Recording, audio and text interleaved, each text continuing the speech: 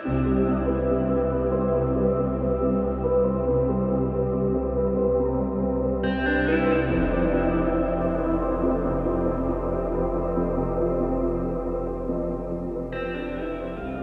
to the first episode of a new show I'm calling Thinking Out Loud. No relation to the Ed Sheeran song. Honestly, I think I made this for myself.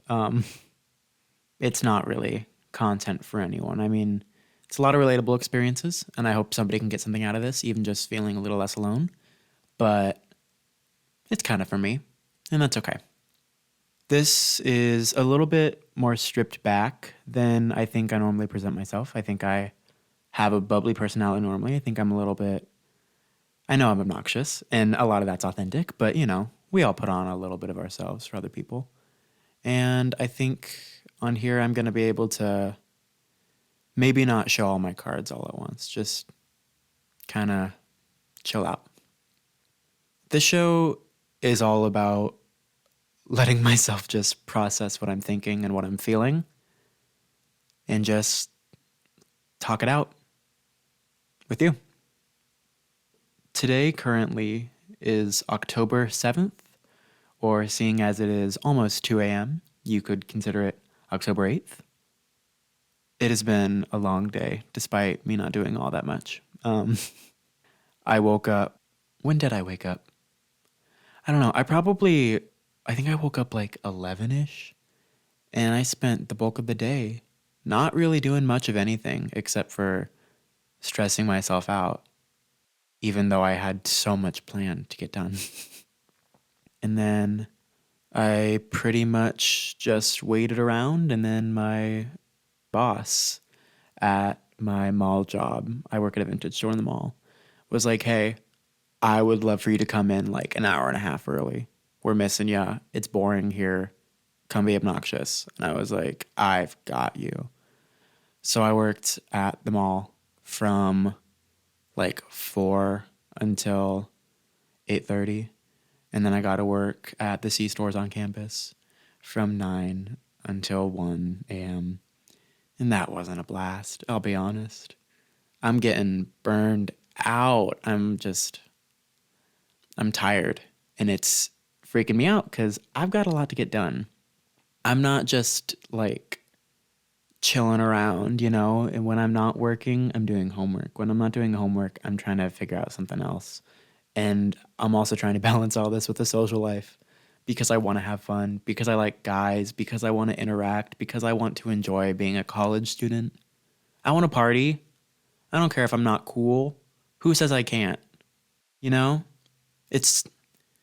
don't want to say it's stressful to think, but it's a lot to try to balance this all. And I'm sitting here like, well, if I don't work a bunch, then it's going to affect me financially. And of course, but when I do work a bunch, it impacts what I can do when it comes to working on my academics. And that's why I'm here. I'm here in college. Well, I'm not here in college to get good grades, but, a big part of succeeding is having a record that shows I'm succeeding, And I value my grades a lot. Is that deep-rooted trauma? Probably. I could get into that, but we can talk about that another day, I promise. It's a lot. It is a lot. So I'm sitting here trying to figure out how I want to handle that all, and then I waste all that time that I could be doing homework because I'm thinking about guys. I would say that I want to be in a relationship, but in all reality, I know relationships are just messy. I know relationships don't always go well. I literally wrote an article for the Daily Nebraskan saying you shouldn't get in a relationship in college. I'm well aware of the issues there, and especially being a gay guy, relationships just aren't really the easiest thing to find because, partially you just don't have nearly as many people to look through, but also there's the mess of hookup culture, which I truthfully have been a big toe dipper in, and that hasn't helped anything. And as much as I'd love to get into the dating scene, I don't want to start dating around for the sake of having a boyfriend. No, I want to be in a relationship so I have somebody I care about, that I can show that affection and that I can have that backbone, right next to me. Well, not a backbone, but so I can have somebody that I know cares about me to, really appreciate all those moments with. So it's such a complex, like, concept, situation, whatever you want to call it. Kind of screwed if you do, screwed if you don't. You're either alone and you feel it, or you're looking for that kind of thing and you're interacting with all these guys, but it's taking up your time and it's becoming a stressor. Like I can't be giving up my time to guys. I don't have the time. I don't have the time to get done with my homework and still go to work. Like, evidently, my grades are showing it right now. I mean, they're not awful, but they're not where I wish they were. And that scares me. That scares me because I've always had good grades. Like, that was just a thing that was expected of me and the thing that I put a lot of care into. So it's scary. It's really scary. But also, like, it's not the end of the world. Me not getting dean's list approval, whatever, that's not going to make me keel over. It's not. But it feels like it. And I think I should be allowed to feel that way a little bit, but I should also take that stress off myself, I suppose. And here we see the point of this little pod, for me to understand my feelings and for me to process my emotions. Wow, maybe I'm a genius. But back to guys. I have been I've been talking to guys that I wish I hadn't been talking to, in situations I wish I hadn't been doing. Just stuff that I know isn't going to go anywhere, and I don't know why I would put my time and energy into it. Is it desperation? Is it my brain being like, ooga booga? Is it just caveman mode? Maybe. But also, I think I want something sweeter than that. I think I want something more organic. I think I want something nice. There's this really cute guy that would come into the markets when I would work at one of them once a week. And the first time I saw him, I was like, oh, I really like your glasses. And he was like, oh, I like your glasses too. And then the next week, I saw him again, and I didn't register that I've already seen him before. And I told him, I like your glasses. And he giggled a little bit. And I was like, oh, crap. And I was like, oh my God, I've already said that to you before, huh? And he's like, yeah. And then the next week I saw him again. So I said it, but this time, obviously, I knew. And it was just a joke. And this time he came to a different market that I was working at. And I hadn't looked up while I was scanning his stuff yet. So I didn't realize it was him. And he made a comment to me. And he said, I like your glasses. And I go, oh, and I look up and it's him.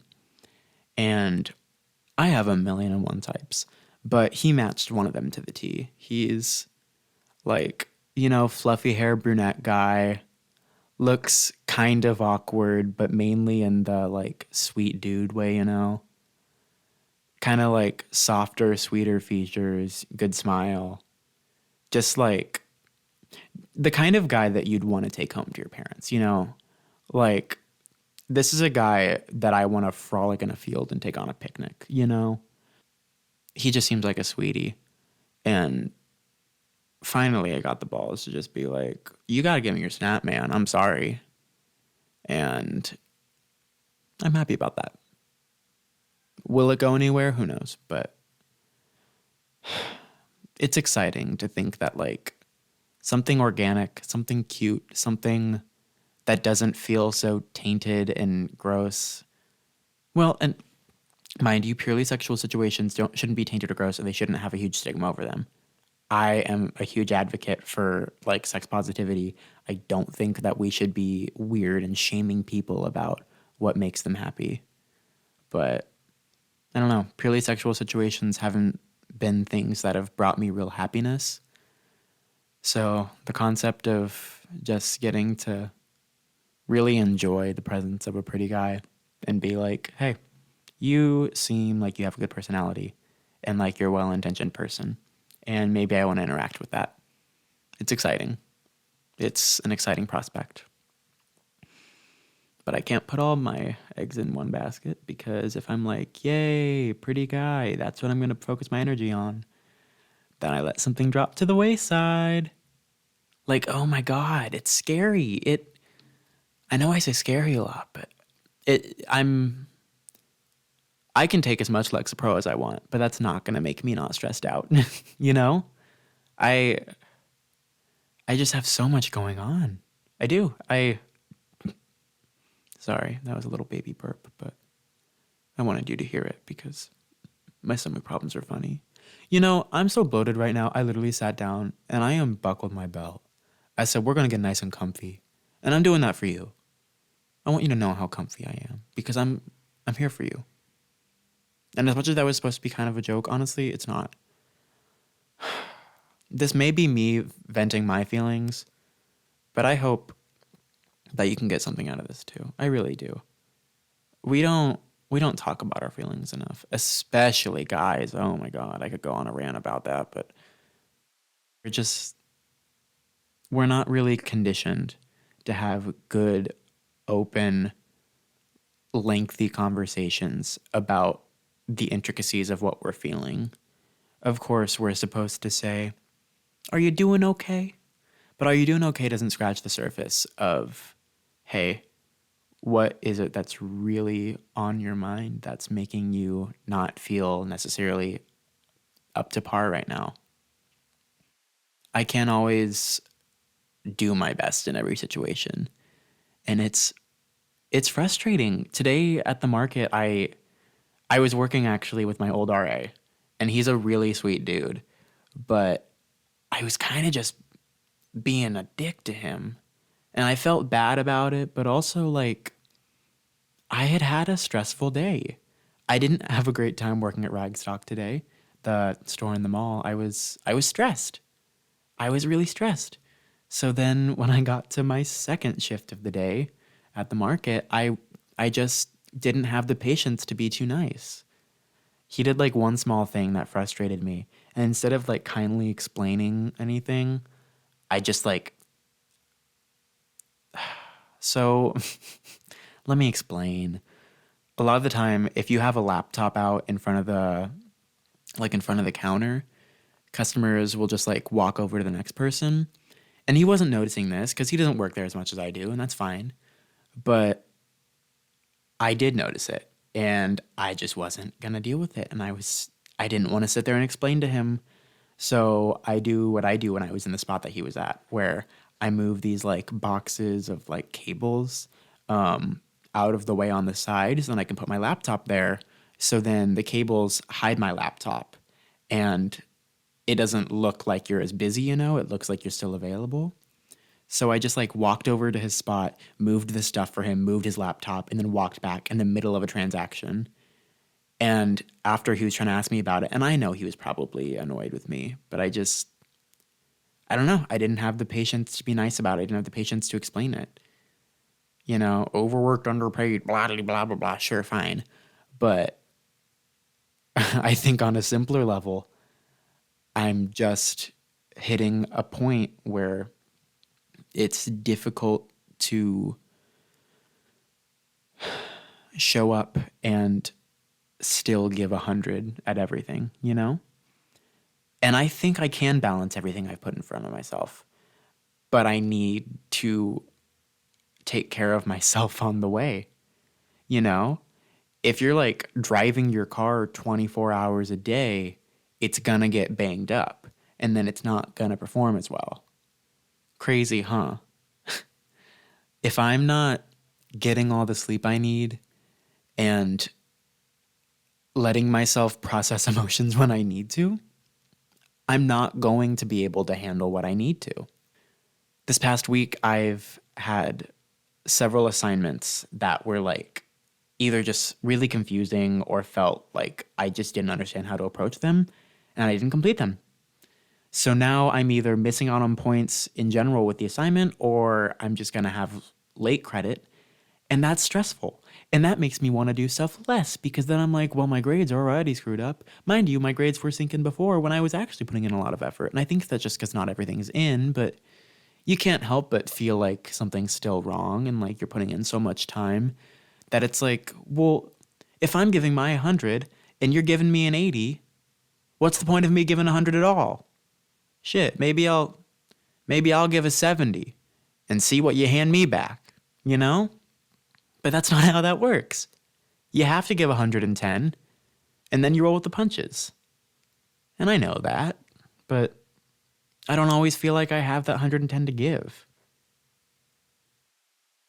And it all circles back. I mean, if I'm not staying up too late because after I get off work at 1 a.m., I want to talk to guys, then I could get that little bit more of sleep. And then I would wake up in the morning at the right time. And then I would feel a little bit better. And I probably wouldn't accidentally oversleep in a day or two and then miss a class and then be stressed about that. You know, it all it all is just one terrible paper chain of consequences. If you rip something off at the top, everything else is going right on with it. That's a new metaphor. Put that one in the books, folks. It's, dare I say, scary. It's a lot to handle, but I don't know. I think I just need to take care of myself better, and then it'll be easier to discipline myself, I guess. You know, because I hold myself to a high standard, and I think I should. If I want positive results, I should set myself up for that, you know?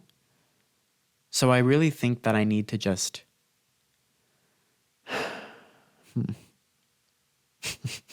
that's funny. I think I need to just blank and I don't know what I need to just do.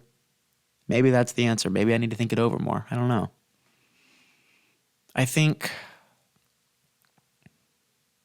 I think that if I if I give up on some of that, not give up, but you know, if I let some of the things that are in the back of my brain go a little bit and I just prioritize the here and now while still obviously keeping good note of my schedule and everything I have coming up and playing it smart, I think I can pull it off. And hopefully, fingers crossed, here along with me, that next semester is a little bit chiller. Sorry, I stopped there for a second. The lights turned off. Guess I've been not moving for long enough. I don't know.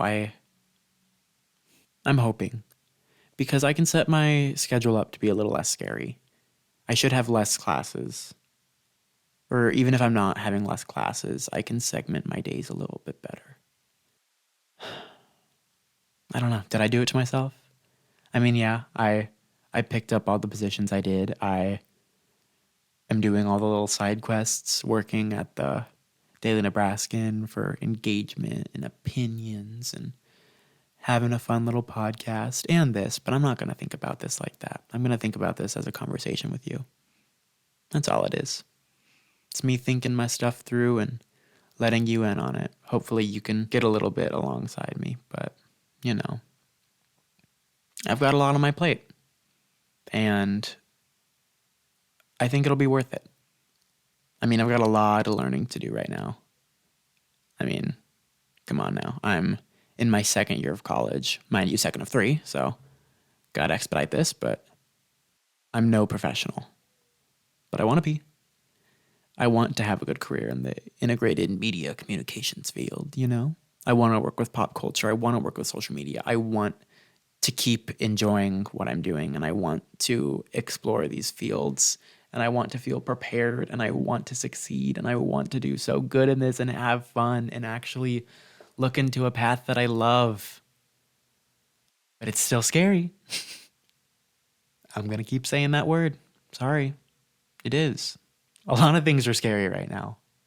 I'm 19. Of course things are scary. God, I can hear myself now, but yeah, that makes sense. I'm stressed out. I'm scared. I have a lot on my plate. Yeah, Turner, you're 19. Why wouldn't you be stressed out? Why wouldn't you have a lot on your plate? Wow. That's funny. To an older folk, I probably sound like an actual child. And to a high schooler, God, I'm probably giving them a panic attack, but 19 years old. I don't know if that feels old or young in my head. Like, obviously, it's young in the grand perspective of things, but I'm a college student. I need to let that sit in. I'm a college student. I hate the sound of it. I mean, I've been doing the whole thing for over a year now, so I hope so. I don't mind it, you know. UNL is pretty cool. The University of Nebraska at Lincoln. I like it, but I don't know. I have my issues. I like that it's a big campus. I considered Wesleyan for a minute, and then I was like, I don't know if a small campus is for me. And rightfully so. Oh my God. No, no, no, no, no, no, no. I can't do that. That's scary. I need a big campus. I need enough people that I can disappear if I want to, that I can never see somebody again if I want to. I think this is a good size. I think UNL is like the perfect size for me. Well, maybe I could do a little bit better, but I think it's the right size for me. I don't know if I'm absolutely in love with everything here, though. I like our journalism program. I do. I do wish that the building was a little bit bigger and fancier. God. Sorry, I'm just trying to process, like, yeah, I'm a college student. Wow. I've been doing this for over a year. Why am I just now feeling weirded out about it?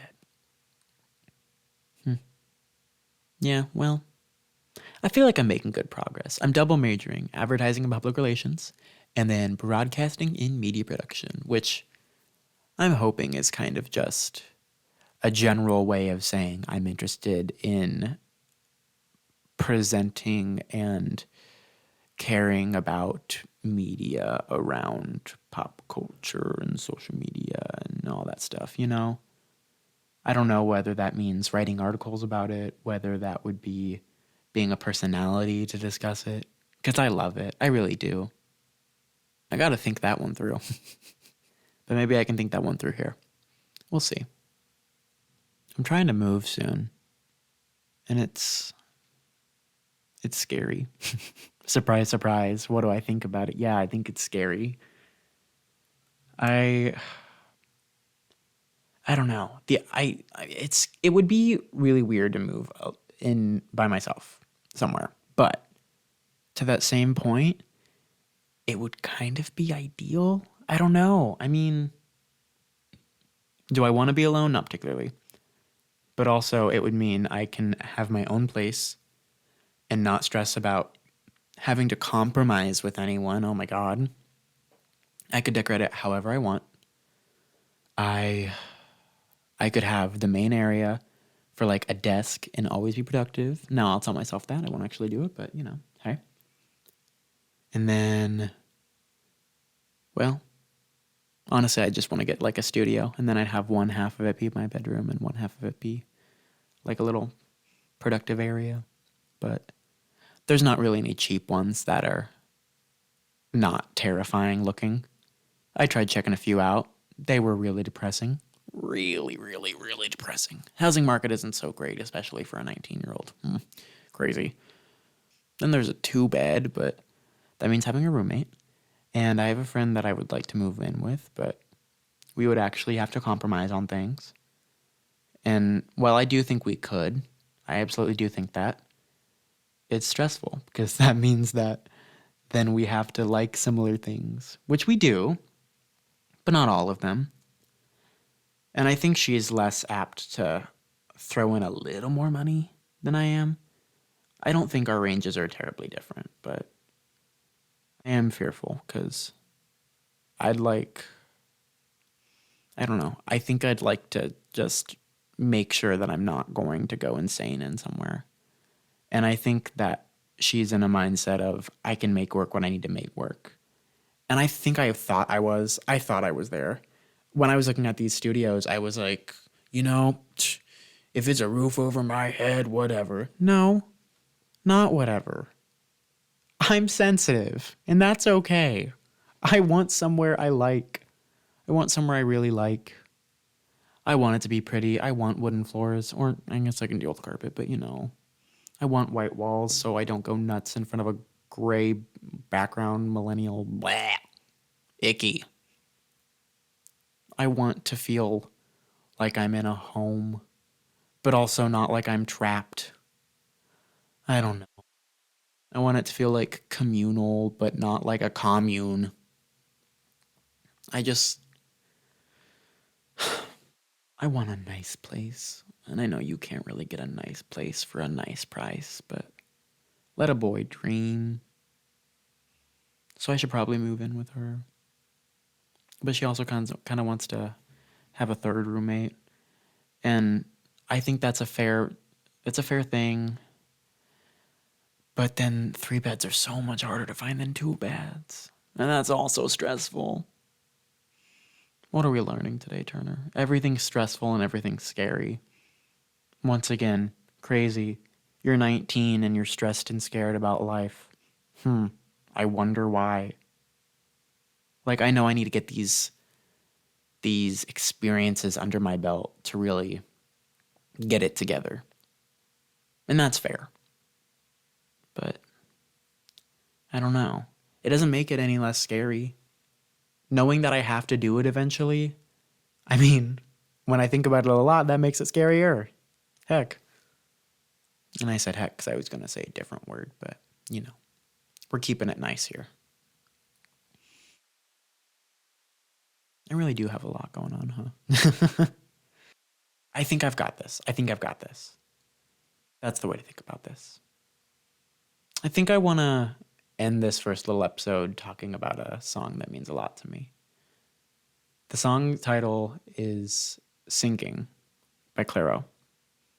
And for the record, I think I want this to be a weekly thing, Hey, this is a song that means a lot to me right now and might be applying to my life. But anyway, Sinking by Clairo. Look it up if you haven't. I really encourage you. I think it's pretty dang good. Some of the lyrics off the top of my head. Outside it's getting colder. Why does it feel like I'm older than I asked to be? Like, wow. It really is getting colder. No, I'm kidding. Does it feel like I'm older than I asked to be? Clairo, that hurts. And it's true. And it's accurate. Did you hear anything I just talked about, Clairo? I feel like I'm getting old. 19. 19's like almost 20.